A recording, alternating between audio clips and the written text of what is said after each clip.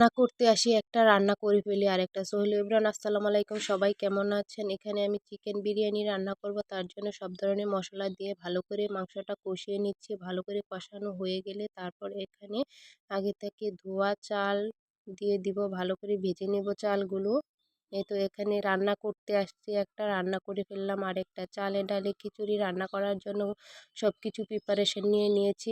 তারপর আমার হাজব্যান্ড বলতেছে বিরিয়ানি রান্না করার জন্য। তারপর আর কি করব, এখন তো আর চাল থেকে ডাল তুলেও ফেলা যাবে না, তার জন্য একসাথেই দিয়ে দিলাম। এটা কি চিকেন বিরিয়ানি হলো, না খিচুড়ি হলো, না ভুনা খিচুড়ি হলো, কিছুই বুঝতে পারছি না। আপনারা অবশ্যই কমেন্ট করবেন।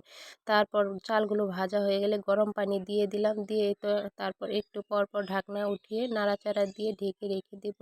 এরকম কার কার সাথে হয় অবশ্যই কিন্তু কমেন্ট করবেন। রান্না করতে আসি একটা, রান্না করে ফেললাম আরেকটা। এখানে বিরিয়ানিটা রান্না হয়ে গেছে আমার, সাথে সাথে চিকেন ফ্রাই করে নিয়েছি, আর এখানে ডালের বড়া করে নিয়েছি, সাথে সালাদ।